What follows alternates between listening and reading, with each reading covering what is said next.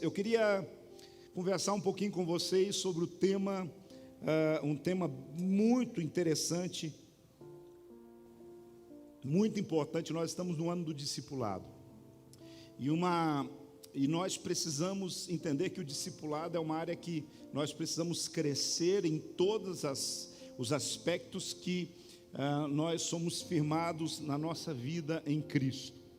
E nós temos falado numa série de mensagens aqui sobre viver uma vida real, verdadeira, transformadora, uma vida extraordinária. Nós estamos falando nesses dias sobre viver uma vida cheia de propósito, e o propósito de Deus para a nossa vida é que a nossa vida seja uma vida boa, agradável e perfeita.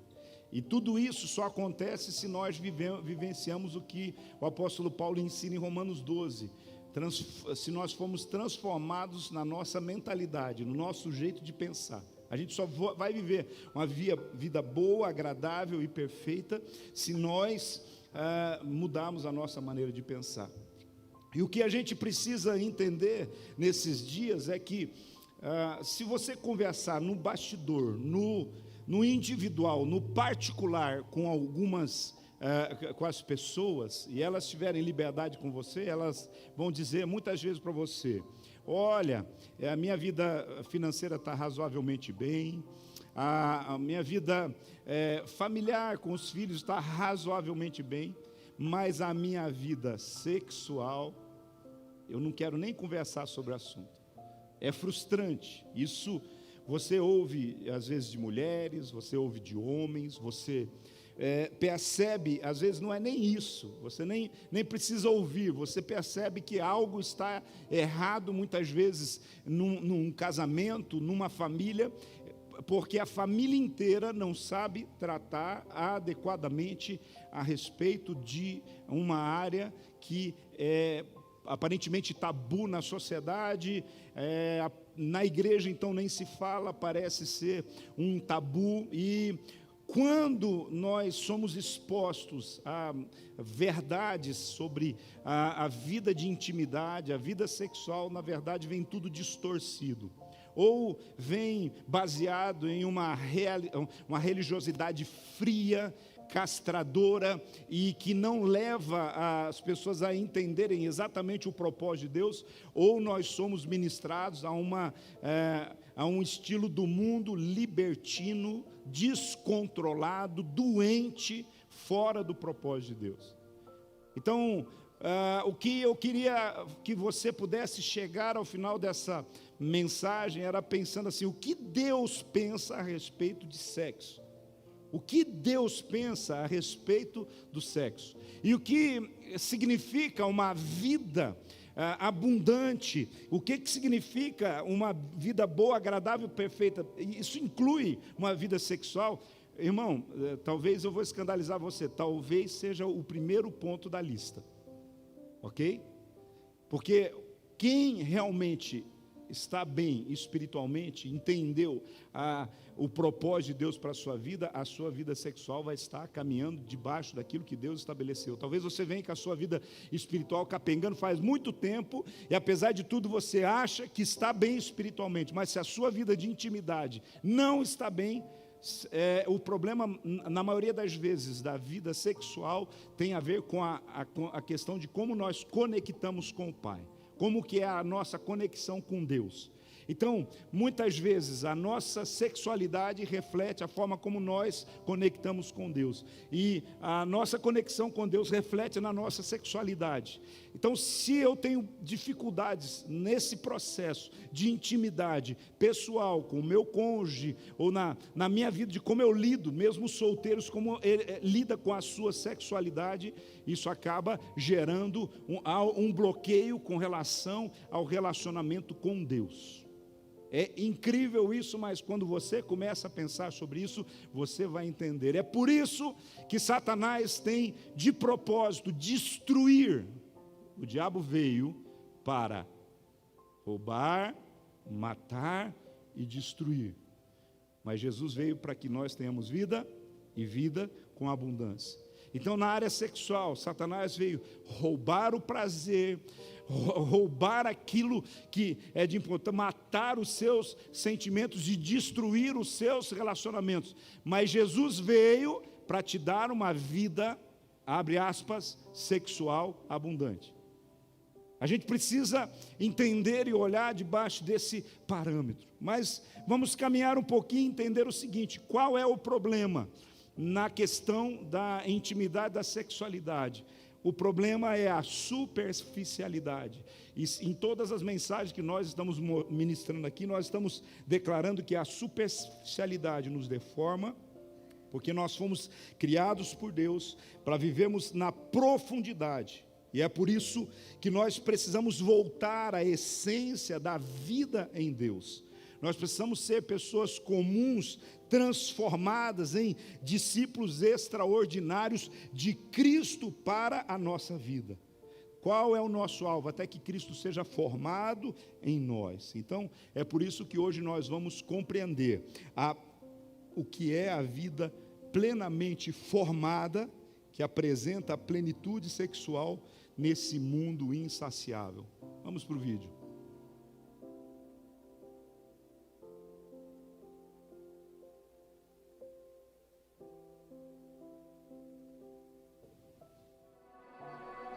Não devemos apenas ouvir as palavras de Jesus, devemos ser transformados por elas. Jesus nos oferece um estilo de vida onde não somos mais presos pelos grilhões do pecado, mas libertos pela plenitude do amor de Deus. Com ele, a vergonha não tem a decisão final. A vida profunda apresenta plenitude sexual para um mundo insaciável. Os desejos não precisam mais ser desordenados. Podemos viver na liberdade que vem no nome de Jesus.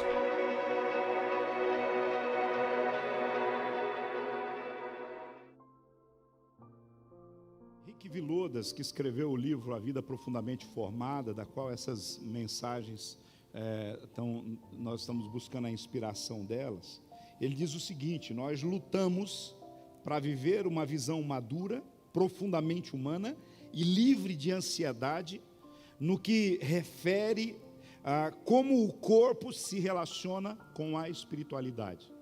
Então, o parâmetro é como que o meu corpo, os seus desejos, como o meu corpo, as suas debilidades, como o meu corpo, ele se relaciona com a espiritualidade. É importante a gente entender que muitas pessoas têm uma visão distorcida sobre o assunto porque acham que sexo não é espiritual. É um tema que não pertence a Deus. Um teólogo chamado Ronald Rolheiser, ele diz o seguinte: ao longo da história houve um divórcio na cultura ocidental entre a religião e o amor eros.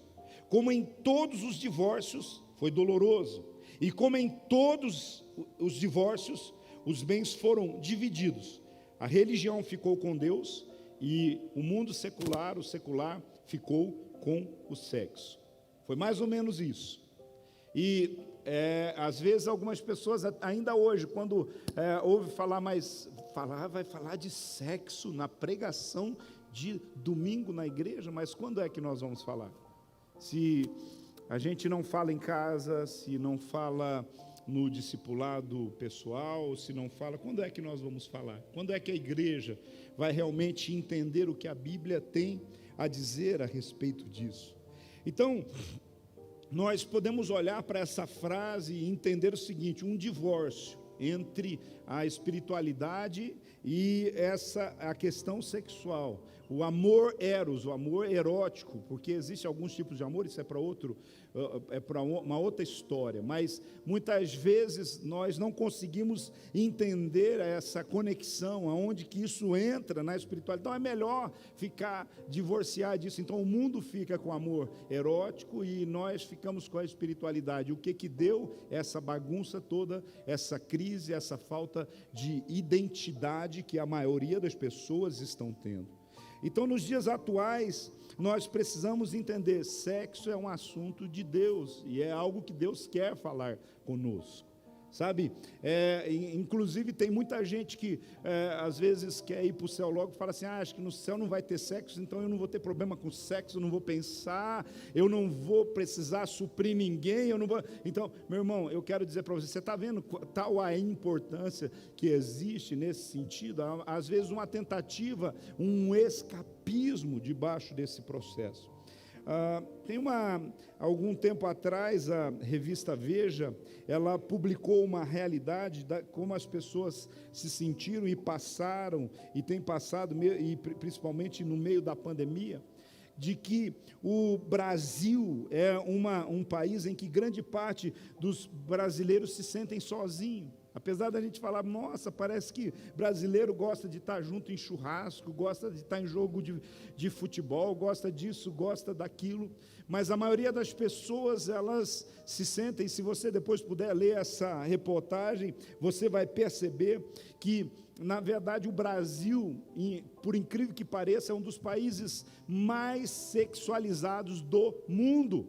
Você pega as novelas, você pega as propagandas, você pega, são tantas coisas, você percebe que há um apelo assim, enorme a respeito desse processo. Se você olhar o que tem sido produzido hoje nessas questões dos TikToks, das questões das redes sociais, você vai ver um apelo a isso. É incrível quando a gente, às vezes, a gente tem até vergonha alheia quando você, às vezes, recebe um convite de alguma irmã da igreja, alguma jovem, ou que você dá uma passadinha no Instagram, né, de alguém, e você fala assim, meu Deus, não é possível, não é a mesma pessoa. Você vê um apelo sexual nos biquinhos, nas bundinhas, nos peitinhos. Você vê uns homenzinhos malhadinhos também, né, mostrando o tanquinho e tudo mais. É claro que algumas coisas a gente sabe que tem Photoshop, mas você pode perceber que existe um apelo nos filtros do Instagram, nas coisas, um apelo sexual nesse processo todo. Sim ou não? Ou é eu que estou vendo coisas, estou pensando coisas? Já assustaram alguma vez? Olhando alguma coisa assim? E aí, diante dessas perspectivas, o que eu quero que você possa entender aqui, a gente precisa separar uma coisa chamada assim. Muitos acham que sexo não é sinônimo de intimidade no mundo. Que, na verdade, o que nós precisamos entender que, de fato, a intimidade deveria ser o ambiente para a relação sexual e não o sexo estabelecer e dizer assim, eu tenho intimidade por causa disso. É a partir da intimidade, é a partir do conhecer um ao outro, é a partir do ter esse relacionamento, porque intimidade de crente envolve sempre 3 pessoas. Intimidade de crente envolve 3 pessoas, inclusive no ato sexual. Envolve as 2 pessoas, o homem, a mulher, o menino, a menina que está no processo, e envolve o Espírito Santo. São 3 pessoas. Um cordão de 3 dobras, ele não arrebenta, ele se torna mais fácil. Então o Espírito Santo ele tem que estar sempre presente, e com o Espírito Santo só existe uma maneira de relacionar com o Espírito Santo. Qual que é a maneira de relacionar com o Espírito Santo? Intimidade. Com o Espírito Santo só existe uma maneira, intimidade. E a intimidade leva à santidade, porque é a partir disso, eu vou me tornando íntimo do Espírito Santo, ele vai se revelando a mim, revelando ao meu coração, e eu vou me santificando nesse processo. Então, é por isso que essas três pessoas precisam estar sempre presentes no processo. Então, sexo por si só não é sinônimo de intimidade. Intimidade é conhecer um ao outro, intimidade é poder ir construindo um relacionamento, intimidade é ir construindo um relacionamento em que o Espírito Santo está presente, dirigindo e tudo mais. Mas o nosso país, nós vemos muitas pessoas que elas vão direto ao ponto, pessoas que tomam às vezes um copo de cerveja com outro num balcão de bar e passam a noite juntos em um relacionamento sexual. Isso é altamente destrutivo. Meninas que às vezes começam um namoro e na verdade logo se entregam, meninos que estão aí o tempo todo pressionando meninas no sentido, não, se quer namorar comigo, a gente começa desse jeito. E tudo que nós vamos ver são deformações que vão se estabelecendo no caráter, deformações que vão se estabelecendo nas áreas emocionais, e pessoas feridas, frustradas, pessoas que se sentem desvalorizadas, se sentem usadas debaixo dos processos. Mas eu quero dizer para você, nós fomos criados à imagem e semelhança de Deus.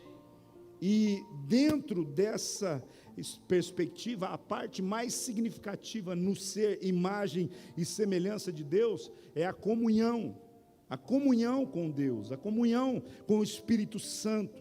E em nossas relações que nós temos uns com os outros, nós temos uma referência, um modelo que é a comunhão da Trindade, do Pai, do Filho e do Espírito Santo, que ela é uma comunhão, é um relacionamento tão profundo que é inexplicável. E você vê, é uma ligação tão profunda que é inexplicável. Uma das coisas que você, querendo ou não querendo, você vai ter e vai ser intrínseco, algo que parte de você, é sempre uma necessidade de pertencimento. Todo ser humano tem uma necessidade de pertencimento. É o pertencimento à família, é o pertencimento à família de Deus. É essa a questão que acontece muitas vezes, porque assim, mas por que eu perdi o meu filho por um grupo de amigos que más influências? É a questão do pertencimento. De repente ele não encontrou o sentimento, o lugar de pertencimento na família, ou não encontrou o lugar de pertencimento na igreja, na célula, na rede jovem, e ele vai procurar um lugar de pertencimento, um lugar onde ele se sente que faz parte debaixo desse processo. E isso não é simplesmente porque ele saiu aí para procurar, é que nós fomos gerados e criados com essa sensação. É por isso que a nossa perspectiva de igreja diz assim, é ser uma família para pertencer, não para frequentar apenas, não para você vir aqui, receber uma mensagem, uma palavra boa, alguma coisa, e ir para casa, não, você precisa ter esse senso que eu pertenço a uma família, eu pertenço a essa família de Deus. Então é nisso que nós somos, essa necessidade profunda desse convívio na nossa vida de pertencer, porque pertencer faz bem, faz bem, e não é mal você pertencer a alguns grupos, alguma coisa. Olha que legal, o irmão ali está com um colete que pertence a como que a gente chama, um grupo de motociclistas, é isso? Motoclube, ele é motociclista também, se eu estiver errado fala aí, mas só não pode chamar de mas você pertence, é isso? Está com o colete porque pertence, desculpa a exposição, e é tão interessante porque ele veste a camisa, tem que vestir a camisa. Quando você pertence a alguma coisa, você veste a camisa. Você tem essa aliança, você tem esse compromisso, você entende por que ele pertence, porque isso faz bem para ele.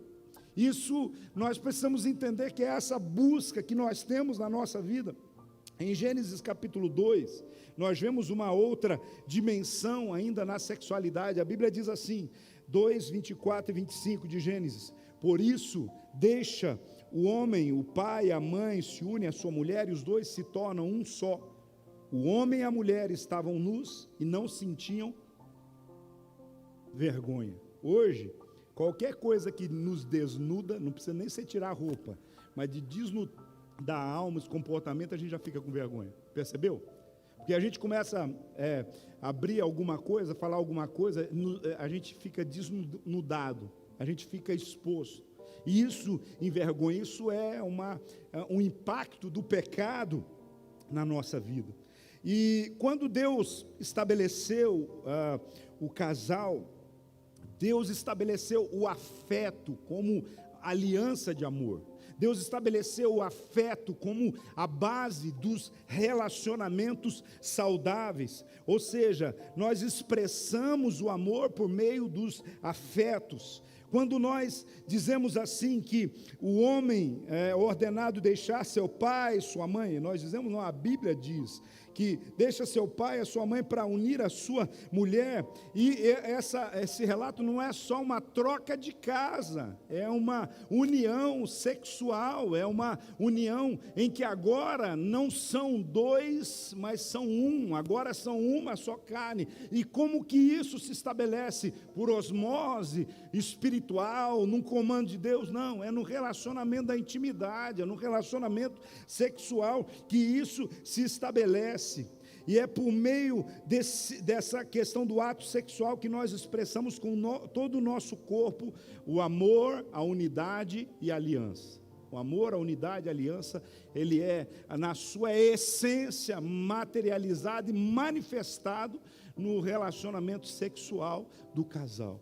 E é por isso que quando há problemas nisso, há problemas no resto de todo o processo, de todo o propósito daquilo que Deus estabeleceu. Então, o ato sexual é um ato poderoso, criativo, onde nós nos entregamos. Ali é onde a gente fica vulnerável, porque quando a Bíblia fala de estar nus, é de estar vulnerável. Quando você está nu, é aquele negócio debaixo de uma roupa, de alguma coisa, você se protege. Conforme o tipo de roupa que você sai, se você for um bom observador, você vai perceber o que as pessoas estão querendo fazer com aquele processo. Quando alguém sai muito bem, num aparato muito bem fechado, você fala, está indo para a guerra, está lá, protegido e tudo mais. Tem outras, as pessoas, às vezes, quando saem com mais florido, olha, está aí o próprio temperamento se manifestando na alegria, pessoa que está aberta, muitas vezes, para um relacionamento saudável, debaixo daquilo que Deus tem estabelecido. Mas nós precisamos entender que quando nós renovamos a nossa aliança com o cônjuge, nós renovamos a nossa aliança com Deus, porque foi Deus que criou o casamento, o sexo no casamento, e todas as vezes que nós temos uma intimidade sexual no casamento, é uma renovação de alianças. E é por isso que o sexo não pode ser banalizado. É por isso que ele precisa ser visto à maneira de Deus, à maneira da palavra de Deus. Olha aqui o que o Rick Villodas, inclusive, acho que tem a frase aí, que você pode acompanhar, o que ele diz no seu livro. Ele diz o seguinte: a sexualidade genital não se trata apenas de um corpo ter contato com outro, é um gesto de doação, de amor mútuo, que aponta para algo além de nós mesmos. Esse tipo de amor requer proteção forte e sustentadora, encontrada num lugar chamado casamento. Olha só que forte isso. Então, como a gente viu em Gênesis capítulo 2, antes da queda, o ser humano está livre da vergonha do corpo, ele está livre da pressão do pecado. Antes da queda, o ser humano está livre da comparação, da objetificação, ou seja, o ser humano não era um objeto. Porque, irmão, você já parou para pensar? Para pensar um pouquinho hoje, se numa cultura deformada, se todo mundo começasse a andar pelado por aí, você já imaginou que desafio? Porque hoje olha-se para o homem e para a mulher como um objeto, porque vende-se assim. Quando alguém vai para as redes sociais e ali faz todo um preparado, todo um cenário, um processo para buscar likes e buscar seguidores e tudo mais, ela está simplesmente se vendendo como um objeto. Por mais que, mas não ganha nada com isso. O fato de estar ganhando uns likes, seguidores e tudo mais, não importa se com a intenção sexual ou por outras, tudo tem a ver com essa necessidade que o ser humano tem, muitas vezes, de se vender, porque a questão de se tornar um objeto, de ser tratado como um objeto, não é só de quem trata, mas é quem se deixa tratar como um objeto. Se dentro do relacionamento conjugal, se dentro de um relacionamento afetivo, você se deixa ser tratado como objeto, quando eu quero eu te pego, quando eu não quero eu boto você numa prateleira, eu tenho outros aqui, se você deixa alguém ficar te comparando com outras coisas, olha, você está gorda demais, você tinha que ficar parecida com a fulana, esses seus bracinhos, essas perninhas finas aí, não mostra um homem de verdade, se você se deixa levar por uma objetificação do processo, isso está completamente fora do propósito para o qual Deus nos criou. Então, o relacionamento sexual, o relacionamento íntimo, pessoal, ele é muito mais do que simplesmente um desejo a partir de algo que eu vejo, mas é a partir daquilo que é algo que eu sou e que eu tenho em Deus. É aí que entra, muitas vezes, o vírus da pornografia masculina e feminina, é a objetificação das coisas, quando eu tenho tudo como objeto. Então eu quero conhecer, eu quero ter ao meu acesso a essas coisas. O ser humano, ele vivia em plena liberdade, intimidade, mas após a queda mudou. E o que mudou? O pastor Fabiano Ribeiro diz: antes do pecado a intimidade era algo natural, depois da queda agora a intimidade deve ser buscada de forma intencional. Quando é que nascem as distorções sexuais? Quando buscamos a intimidade e a profundidade na fonte errada. Esses dias a pastora Tati, acho que foi ontem que ela estava falando sobre fontes, né? Sobre fontes rachadas, sobre lugares errados. Mas deixa eu falar uma coisa: quando buscamos na fonte errada, nascem as deformidades. Quando a gente busca no lugar errado, do jeito errado, os aprisionamentos vêm. O que nós precisamos entender assim, que tudo que o inimigo tem é isca. Todo tempo tem para você isca. O inimigo usa pessoas, o inimigo usa circunstâncias, o inimigo usa apelos, o inimigo usa algumas questões, e aí vem as distorções sexuais quando acontecem algumas situações como essa. O autor e palestrante Christopher West, no seu livro Enchei Corações, ele fala 3 dietas que o mundo utiliza a respeito da questão sexual. Ou seja, 3 dietas de como a igreja ao redor do mundo entende a sexualidade, né? Que tenta às vezes fazer. Tenta ir no raciocínio comigo rapidamente, eu vou ler porque quero ser bem específico nisso. Ele diz o seguinte, com relação à sexualidade e à espiritualidade: a dieta da fome. A ideia é o seguinte: é a ideia de reprimir o desejo, rejeitando, eliminando ou ignorando. A ideia de que os desejos são obstáculos que afastam as pessoas de uma união amorosa com Deus. Então o desejo precisa ser evitado e reprimido a qualquer preço. Aí qual é a consequência disso? A consequência é uma vida dupla, práticas sexuais ocultas, busca por saídas ilegítimas para satisfazer desejos que são legítimos. Os desejos sexuais que homem e mulher têm são legítimos, não importa se você é solteiro, casado, é legítimo.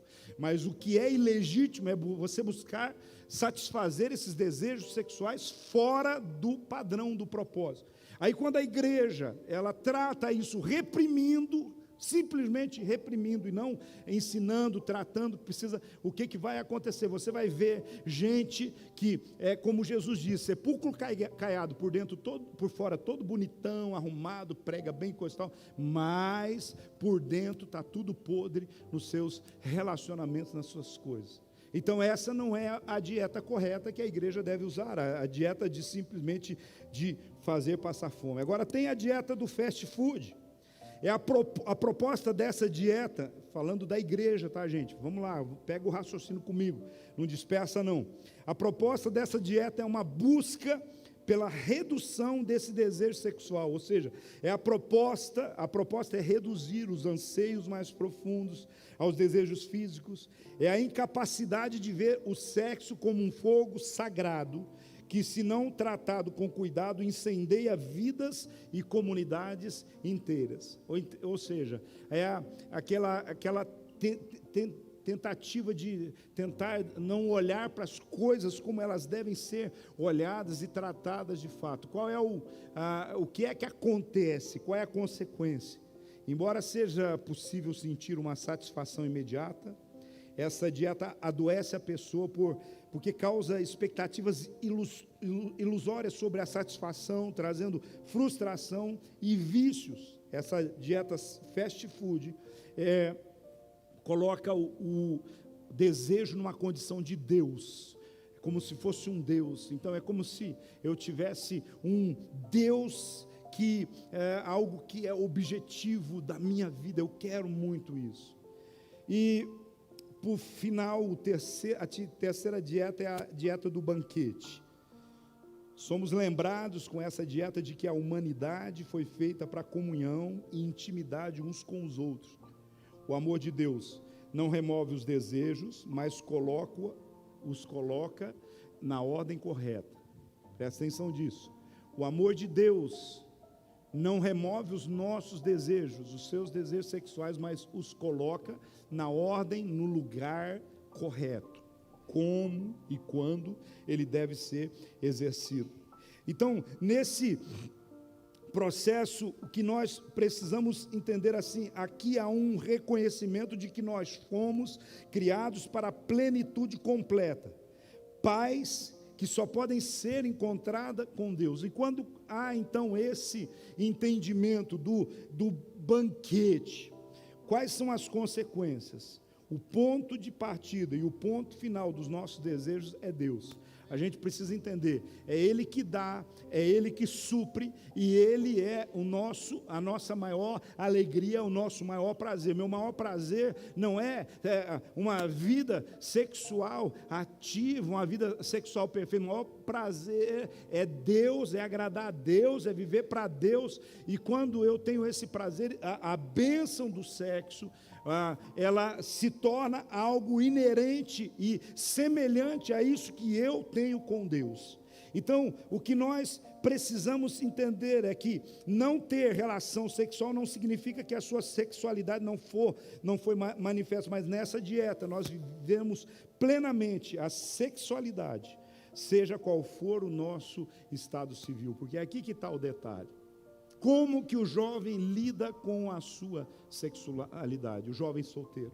Como que eu vou lidando com essas coisas? A gente precisa sempre ter esse entendimento, que enquanto o jovem é solteiro, na verdade, ele vai na dependência de Deus, no cuidado de Deus, se entregando para Deus em todas seus desejos, suas necessidades, contando para o Senhor, cuidando para o Senhor. E é por isso que o jovem cristão, ele se prepara para o casamento, entendendo que o maior presente de Deus para o casamento é o sexo. Quando nós nos casamos, esse é o maior presente que Deus tem para o casamento, é o sexo. Mas tem gente que abre o presente antes da hora.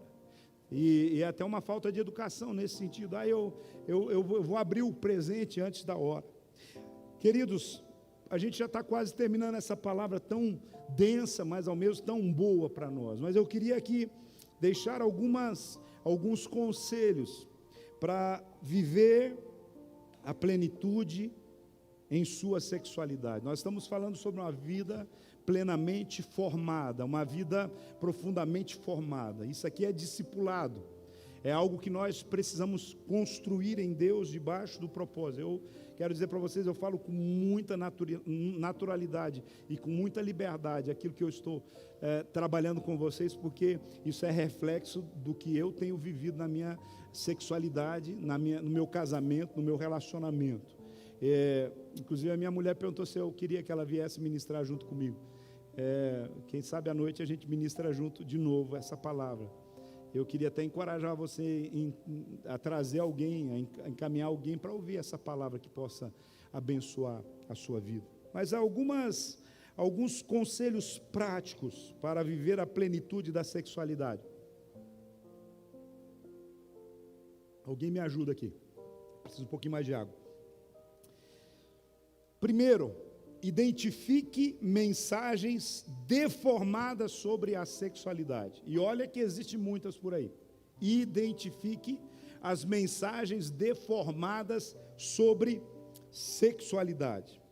A plenitude da sexualidade, ela pode ser atrapalhada por alguns, obrigado, querida, por alguns roteiros que nós herdamos de família. Presta atenção. Há alguns roteiros que você herdou de família. Por que herdou de família? Um dos roteiros talvez seja assim: na minha família, sexo era tabu e ninguém nunca conversou sobre isso. Nunca conversei com a minha mãe, nunca conversei com meu pai. E você então aprende que parece que é uma coisa que também você não deve conversar a respeito disso. Sabe por que acontece muitos abusos em família, inclusive de pais, de mães, de primos, e ninguém fala nada? Porque é isso, porque sexo não se conversa, família. Por que nós vamos falar sobre isso? Não se fala sobre isso. E aí essas coisas vão explodir em algum lugar. A plenitude na sexualidade, ela pode ser atrapalhada por esses roteiros que a gente herda de família, pela cultura que nos cerca também, e tudo começa no processo do desenvolvimento infantil, quando a criança, quando recebemos algumas mensagens que levam a caminhos errados ou não. Ou seja, nós estamos falando muito das coisas erradas, mas tem muito pai, tem muita mãe que faz a coisa certinho, faz direitinho, que ensina os filhos, que trabalham alguns processos sobre sexualidade, e que tudo começa com alguns processos, irmãos. Deixa eu colocar uma coisa aqui para vocês, sabe? Com relação a como se trata a nudez dentro de casa. Como se trata a nudez dentro de casa. Então, às vezes, desde criança, os filhos e tudo mais são tratados tudo com uma severidade nesse processo, com a nudez dentro de casa. Se um filho eventualmente invade o quarto para pegar alguma coisa, e o pai ou a mãe está ali nu e se trocando, tem pai, ai meu Deus do céu, e coisa. Eu quero que vocês, isso é uma outra história para um outro dia, mas eu quero que vocês dêem uma olhada como que os filhos de Noé trataram a questão da nudez de Noé. Quando Noé tomou uns gole, depois que plantou uma vinha, preparou o vinho e tomou uns gole, como é que os filhos de Noé trataram a questão da nudez do seu pai? E aí você vai perceber que a forma como eles trataram definiu o destino futuro deles. Então eu quero dizer para vocês a questão da naturalidade, do entendimento, que às vezes é uma coisa que a gente precisa trabalhar bem especificamente, a naturalidade dessa questão, dessa intimidade familiar, desse processo familiar. Não vai ficar agora todo mundo andando pelado, para cima e para baixo, dentro de casa e algumas coisas. Eu estou colocando pontos específicos para a gente entender e trabalhar a questão da naturalidade desse processo dentro de casa. Vocês estão comigo, irmãos? Tá? Se vocês tiverem qualquer dúvida, não dá para eu debater com vocês aqui agora, mas a gente pode conversar depois no particular sobre mais alguns detalhes, mas a gente ainda vai desenvolver algumas coisas nessas áreas. Então, o que nós precisamos entender, que apesar de não ter percebido desde criança, né? Desde criança, às vezes, a gente já foi trabalhado em alguns tabus, em algumas situações. Crianças hoje e adolescentes, eles estão sendo expostos aí a nudez, imagens, corpos, atividade sexual, e eles nunca ouviram falar disso dentro de casa. Estão vendo coisas que aí na escola, até em cartilhas, estão vendo coisas na televisão e tudo mais. E o que acontece? Como não foi conversado dentro de casa, eles aprendem e compreendem essas coisas de uma forma completamente errada debaixo desse processo. Algumas mensagens deformadas sobre a sexualidade que precisam ser consertadas nesse processo. A primeira delas é que para expressar sentimento pelo parceiro, é necessário primeiro praticar sexo. Sabe aquela história? Você me ama mesmo? Então, se você me ama, você vai ter que dar para mim. Desculpa, a palavra é bem essa mesmo. E a menina ali, não, eu sou menina de família. Não, então eu não quero saber de você e tudo mais. E isso depois, nós estamos falando de solteiro, mas hoje nós temos um quadro muito grande de pessoas separadas, que já tiveram vida sexual ativa e vale do mesmo jeito. Eu já tive vida sexual ativa, eu sei como que é. Então agora eu vou estar... Não, irmão, a sexualidade diante de Deus é uma intimidade para o casamento. Não importa a situação, o que é que você tenha vivido antes. Então essa é uma mentira do diabo, porque eu vou... É a questão de se sentir algo utilitário. Eu vou experimentar. Você prova o seu amor, não é dando sexo, você prova o amor de várias outras situações. Aliás, quer uma dica para você? A pessoa vai provar mesmo o amor se ela esperar. O amor espera. Se ela for capaz de aceitar que você quer esperar, ela te ama tanto que ela vai esperar. Você vai entender isso na Bíblia quando você percebe Jacó trabalhando por Raquel. Ele trabalha primeiro 7 anos, dá ruim lá, ele não consegue casar nesses 7 anos, ele trabalha mais 7 anos por ela. Você está entendendo? Então quem ama, espera. Então o amor, ele é uma escolha. Então essa é uma mentira deformada. Se você me ama, você vai ter que entrar na minha. Uma outra coisa que nós vamos perceber é que o sexo antes do casamento permite que seja possível verificar a compatibilidade. É uma mentira. A gente tem que fazer sexo para ver se a gente é compatível ou não, se a gente vai se dar bem na cama ou não, porque se a gente não se der bem na cama, acabou. Quem disse que você foi feito por Deus para test drive? A gente quer fazer test drive você faz em carro. Test drive você faz em moto, em alguma coisa. Então tem gente querendo fazer test drive com você. E deixa eu falar para vocês. Tem gente que é especialista em test drive. Então abre o seu olho.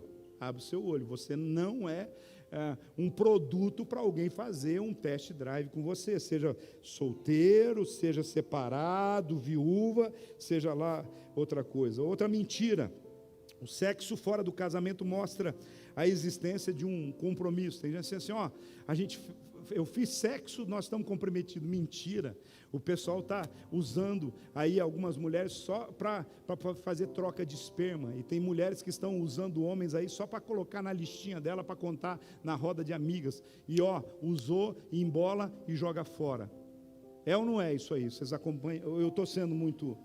Então, o que eu quero dizer para você, essa é uma mentira. Fez sexo, eu tenho compromisso. Menina, a maioria das vezes, você vai ver que talvez você vai lidando com a situação, daí de repente fala assim, é hoje.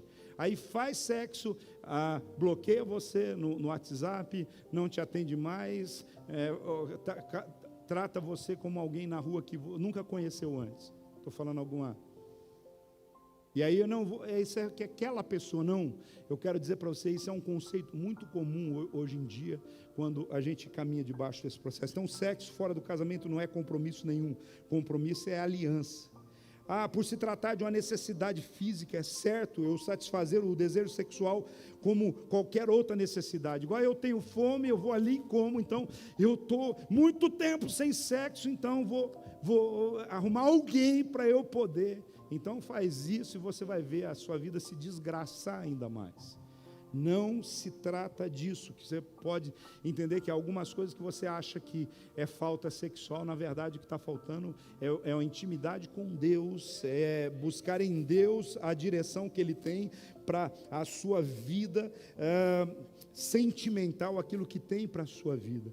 Por isso que nós precisamos entender que quando é realizado fora do ambiente adequado, ele se torna uma experiência de frustração e trauma. Você vai ouvir sempre as pessoas dizendo que o sexo fora do casamento, ele pode até ter ali aquela questão do prazer físico, mas depois emocionalmente e espiritualmente, depois isso traz traumas profundos para fora das pessoas. Há uma outra mentira de que o sexo dentro dos limites do casamento é entediante e carece de variedade. Da mesma forma como a gente, às vezes, tem um self-service de comida, uma churrascaria e tal. Tem gente que fala assim, eu quero aproveitar várias coisas. Deixa eu dizer uma coisa para você. Isso é uma grande mentira. O maior prazer, a alegria é o sexo no casamento de duas pessoas curadas. Se o sexo não está sendo bom dentro do seu casamento, se a vida sexual não está trabalhando, isso precisa ser alinhada a partir de aconselhamento, a ajuda pastoral, a ajuda de terapia. Existe muitas maneiras de que o seu casamento pode melhorar, mas precisa quebrar o tabu.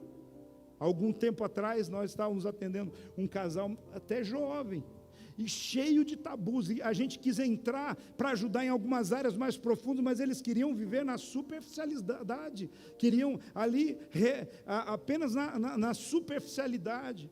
Irmão, deixa eu dizer uma coisa para você, às vezes existem alguns traumas que precisam ser curados, algumas chaves que precisam ser viradas, de casal para casal existe diferença em processo, e às vezes você fica, a minha mãe, com o meu pai, o casamento do meu pai e da minha mãe é assim, lá em casa nunca se falou de sexo. Então, irmão, quero dizer para você, essa aqui é uma igreja que fala de púlpito em culto de domingo, e também nos aconselhamentos, nos processos, nós queremos realmente entender que muitas das coisas que estão travando os relacionamentos, os casamentos, é por alguns cadáveres que estão em alguns armários, e a gente precisa abrir esses armários, tirar esses cadáveres, sepultá-los, para que levar uma vida realmente debaixo daquilo que Deus estabeleceu.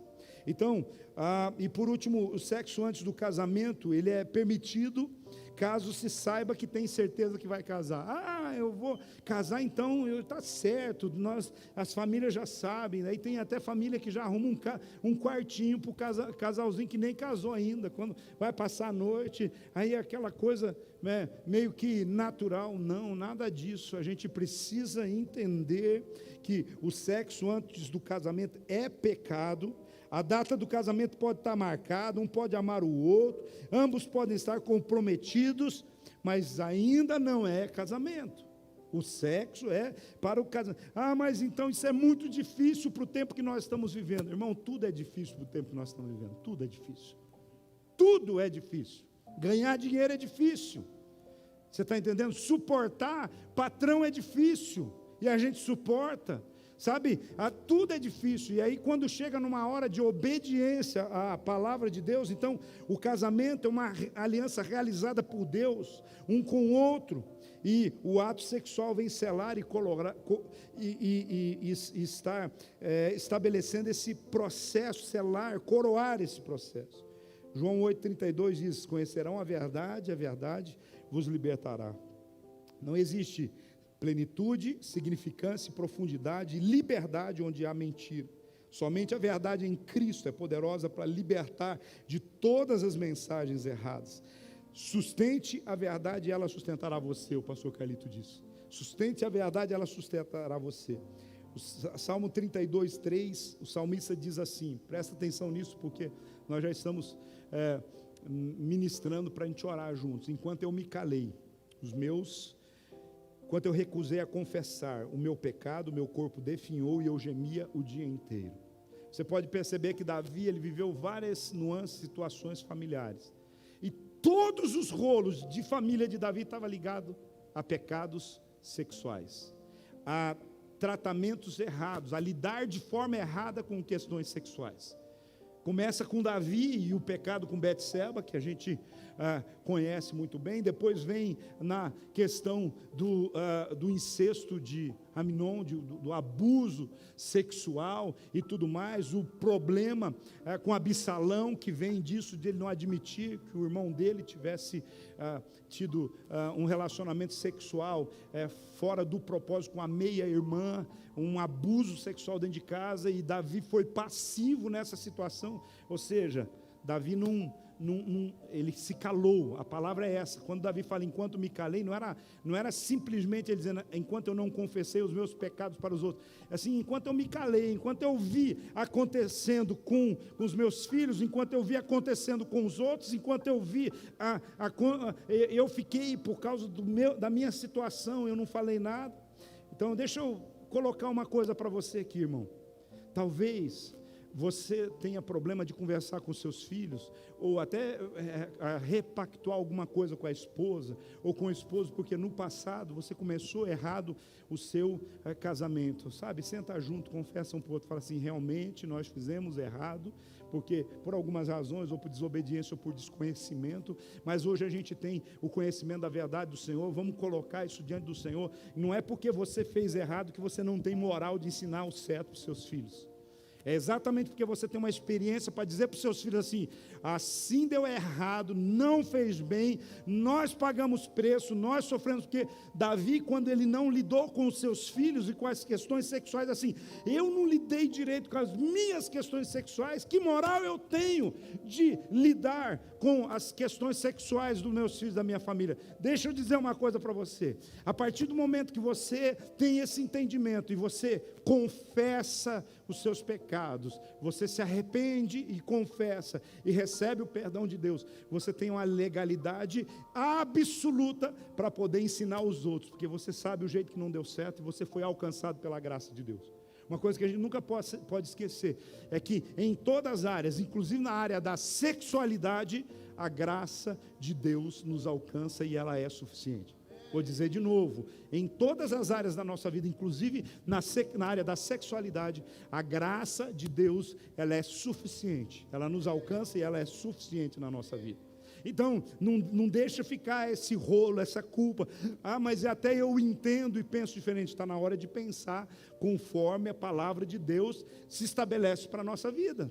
Está na hora de pensar do jeito certo. Então, confesse com transparência os seus pecados num ambiente seguro, porque os segredos são a armadilha do diabo para manter você preso.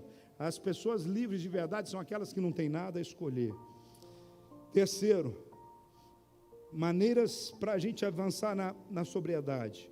Existem alguns processos que você pode fazer. Tem que entender o que é vício, confessar por meio da oração, viver um dia de cada vez, lutar algumas coisas e buscar às vezes um tratamento. Existe um programa chamado 30 Semanas, que a pastora inclusive pretende no ano que vem desenvolver, talvez numa outra roupagem, mas nesse processo, que é um programa para se tratar compulsões, vícios e tudo mais de maneira coletiva e individual, um programa mesmo para se trabalhar. E esse programa tem alguns princípios que você precisa entender, que algumas coisas na vida são vício, e na área sexual existe isso, e também precisa se confessar e trabalhar por meio da oração esse processo. Então, desenvolva vínculos de intimidade real com as pessoas. Deus não projetou você para a solidão. Essa necessidade que às vezes você sente de estar com alguém, de abraçar alguém, de estar na comunhão com alguém, e às vezes você descarrega achando que é uma necessidade sexual. Não, muitas vezes é uma necessidade simplesmente da comunhão, do vínculo, de estar juntos, porque às vezes a gente pode estar no meio de uma multidão e se sentir sozinho. Então, é necessário, uma das propostas e dos propósitos da igreja é combater a solidão, é oferecer para aquele que não tem um lar, oferecer para aquele que não tem um amigo, amigos, oferecer para aqueles que não têm uma família, pais e irmãos mais velhos que possam viver debaixo desse propósito. A comunhão cura, a comunhão, ela elimina algumas coisas da nossa vida, então é necessário a gente entender esse processo. A resposta a solidão, ela não é combatida apenas pela proximidade física, mas a gente precisa ter essa intimidade emocional, essa intimidade com as pessoas, na conexão que nós as amamos e nos sentimos amadas com ela. É por isso que o apóstolo Paulo ensina para nós assim, em Filipenses 2, 1-4, se por estarmos em Cristo, nós temos alguma motivação, alguma exortação de amor, alguma comunhão no Espírito, alguma profunda afeição e compaixão, completem a minha alegria, tendo o mesmo modo de pensar, o mesmo amor, um só espírito, uma só atitude, e nada façam por ambição egoísta ou por vaidade, mas humildemente considerem os outros superiores a vocês mesmos. E cada um cuide não somente dos seus interesses, mas também dos interesses dos outros. Abençoe as pessoas com toques firmes, de respeito e palavras de afirmação. Você tem dado um abraço, tocado as pessoas respeitosamente, afirmado elas debaixo desse propósito? A gente precisa aprender que Deus nos criou de modo tal que o toque físico é necessário, que faz bem, mas algumas pessoas, elas sofreram tantos abusos na sua vida que se alguém chegar perto para tentar dar um abraço, tem algumas pessoas que às vezes eu vou dar um abraço, sabe, um abraço de verdade, elas travam. Já aconteceu isso com você? Isso tem a ver com, às vezes, com traumas, com situações. Ah, não, é precaução. É claro, irmão, que não dá certo você abraçar a mulher do outro, ou a menina solteira e coisa e tal, com aquele abração assim, aquele negócio escandaloso. Não é disso que eu estou falando. Eu estou falando de abraço paternal, fraternal, carinhoso, que a gente possa ser curado o suficiente para a gente ter essa possibilidade, para vocês entender que um pai não terá dificuldade em ver um outro irmão da igreja dando um abraço na sua filha, porque sabe que é um homem de Deus e que tudo está curado debaixo desse processo. Então, nós precisamos entender, olha uma coisa que eu vou dizer para você, demonstrar o poder de Deus por meio do toque humano, mostra sermos semelhantes a Jesus. Jesus não só curava o corpo, ele restaurava a comunidade. Em Mateus 8, 2, 3, fala que Jesus curou um leproso, presta atenção, um leproso, pessoal, ele tinha que ficar fora da cidade, fora do contato das pessoas, mas Jesus curou o leproso, mas ele não só curou o leproso, ele tocou no leproso, sabe, porque imagina o leproso há quanto tempo sem um abraço, sem um toque. Jesus, ele não teve receio de estender a mão, ele podia só ter dito, seja curado, siga em frente, vai lá, se apresenta. Não, ele tocou, porque quando nós tocamos as pessoas do jeito certo, nós as conectamos com o coração do Pai. Você pode se colocar em pé? Então, para a gente viver uma vida de plenitude na sua sexualidade, vivendo debaixo do propósito, entregue a Deus a sua sexualidade e viva de modo sagrado, e veja a sua sexualidade de forma sagrada, viva-a de forma sagrada, não da forma como o mundo estabelece o seu processo. Deus é bom, Deus é perfeito, Deus, ele é gracioso. Então, na bondade de Deus está incluída esse presente da sexualidade para a nossa vida. Eu não ouvi nenhum amém.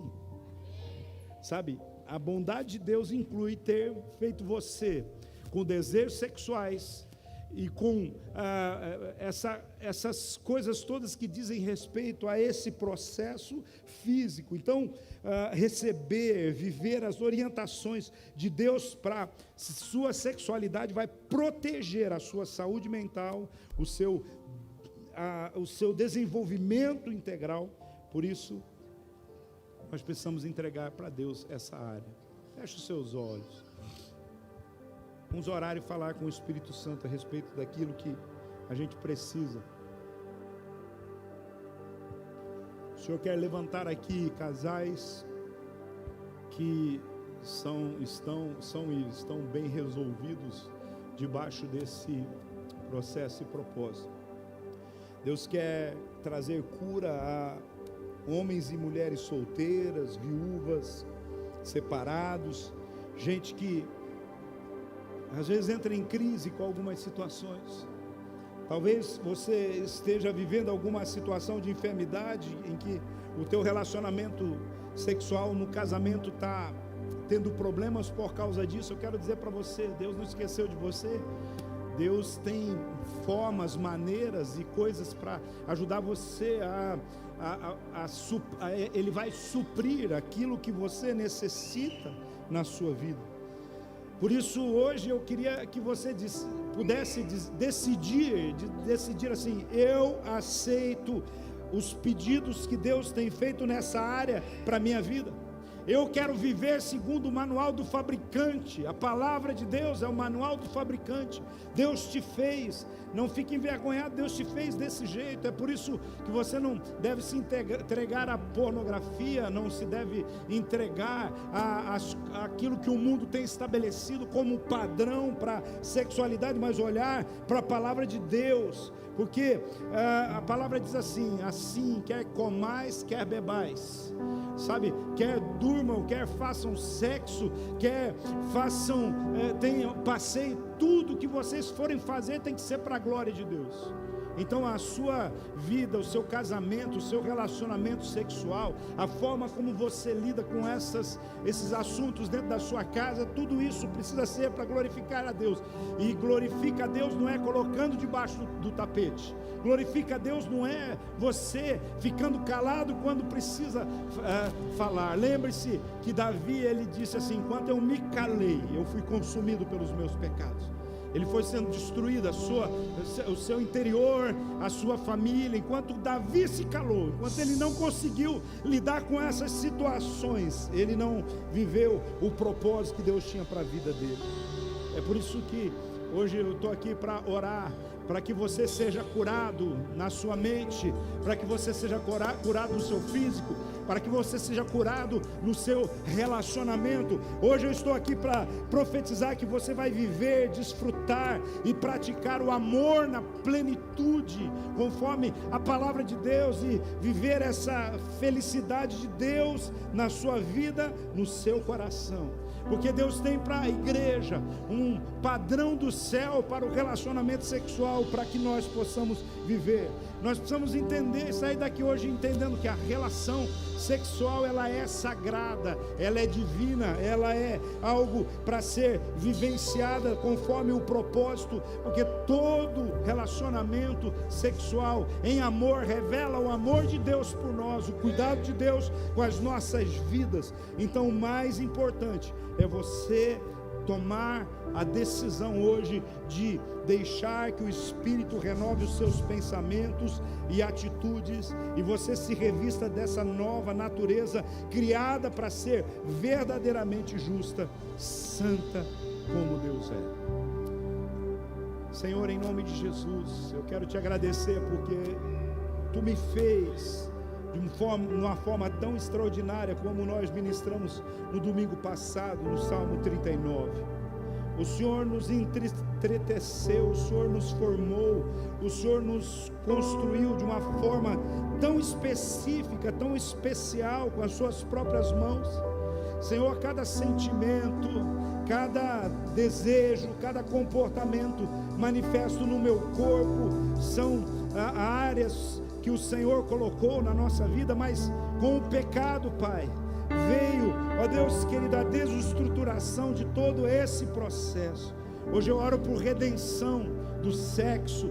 Hoje eu oro por redenção de tudo aquilo que envolve o relacionamento conjugal e familiar. Hoje eu oro pela reconstrução da nossa visão, conforme os princípios, valores da Tua palavra. Que tudo aquilo, Deus, que foi ministrado aqui nesta manhã possa ser processado, e cada um possa, mesmo Deus, que se sentiu ofendido, é essa ofensa, porque a Tua palavra diz que o Senhor mesmo faz a ferida e o Senhor mesmo a cura. Ó Deus, que seja um processo cirúrgico da remoção dos entulhos emocionais, ó Deus, das atitudes pecaminosas que foram altamente destrutivas. Eu abençoo, ó Pai, primeiramente os casais desta igreja, ó Deus, com as bênçãos dos céus, com a sabedoria, com a graça, com a cura, com o perdão, com a restauração, com o diálogo daquilo que precisa ser feito. Eu abençoo os solteiros desta igreja, rapazes e moças que estão vivendo nesse turbilhão, ó Deus querido, de quantas vezes um turbilhão emocional, hormonal, ó Deus, e um turbilhão de pressões externas do mundo, ó Deus, para suas vidas, mas que eles possam entender que as suas vidas sexuais, as suas vidas sentimentais, elas precisam estar enquadradas no Teu processo. Eu oro pelos aqueles que são viúvos, separados, pessoas que estão buscando do Senhor um companheiro, uma companheira, pessoas que estão lutando, ó Deus, contra abusos e situações e sentimentos, feridas que vieram, ó Deus, nesses relacionamentos, e às vezes relacionamentos múltiplos. Senhor, da mesma forma como o Senhor fez um milagre na vida da mulher samaritana, ó Deus, que tinha tantos problemas nesta área sexual, na área dos relacionamentos, mas o Senhor mudou a sua história. Eu quero orar agora, Pai, para que o Senhor possa ajudar cada um a virar a página na vida, e seja uma página em branco, ó Deus, em que o teu propósito se cumpra na vida de cada um.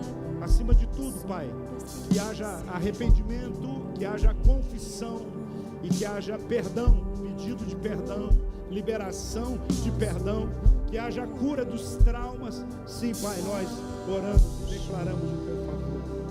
Pai, nós oramos por aqueles que estão enfermos, doentes, oramos pela vida da Ana, que passou por aquela cirurgia.